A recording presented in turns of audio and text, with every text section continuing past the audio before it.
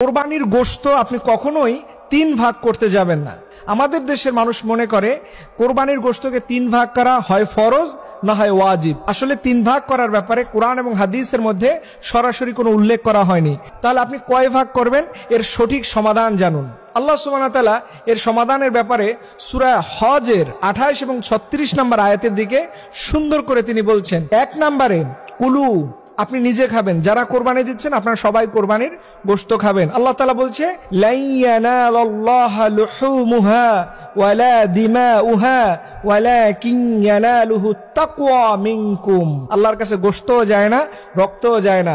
So এই যে গোশতটা আছে এটা আপনি প্রথমে খাবেন। দ্বিতীয় নম্বরে বা ইসুন, দেখবেন হঠাৎ করে কিছু মানুষ সমস্যায় পড়ে গেছে। গত বছর সেও কোরবানি দিছিল কিন্তু এবছর দিতে পারে নাই, 2 বছর আগে দিছে সে এবছর দিতে পারে নাই।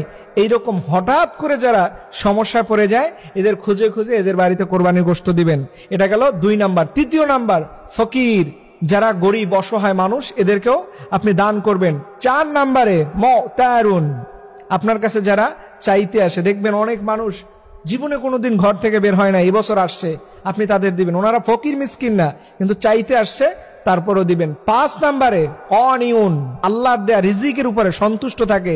দেখবেন অনেক মসজিদের ইমাম খতিবরা আছে, মুয়াজ্জিনরা আছে, সমাজের কিছু মানুষ আছে অল্প ইনকাম করে, যতটুকু হয় আল্লাহর উপরে খুশি থাকে, 5 ওয়াক্ত নামাজ পড়ে, এদেরকেও আপনি দিবেন। দেখেন এই যে 5টা ব্যাখ্যা বললাম, এখন মনে করেন দেখেন আমাদের দেশের নিয়মটা আর এই নিয়মটার ভিতরে পার্থক্য কোন জায়গায়। আপনি নিজে খেলেন, আত্মীয় স্বজনকে দিলেন, আর ফকির মিসকিনকে দিলেন। আচ্ছা, ফকির মিসকিনকে দিলে সেই জায়গায় কি আমরা ওই যে কোন মানুষের এবছর কোরবানি দেয় নাই, যাদের আর্থিক অবস্থা এবছর খারাপ যাচ্ছে, ওই রকম মানুষদের কি কোরবানি দেওয়া হয়?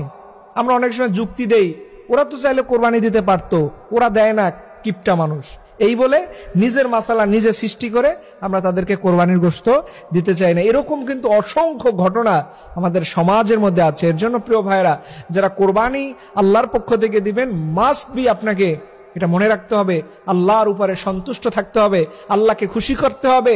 আল্লাহ যার কোরবানির উপরে খুশি হয়ে যাবে তার কোরবানিটা কিয়ামতের দিনে বড় নাজাতের উসিলা হবে। আর আপনি যদি লোক দেখানোর জন্য ফ্রিজ কিনে রাখছেন, এই বছর পুরোটাই ওভারলোড করে ফেলবেন। ইভেন অনেক মানুষ আছে গত বছরে কোরবানির গোশত এই বছর দেখবেন কোরবানির দিনে খাওয়ায়।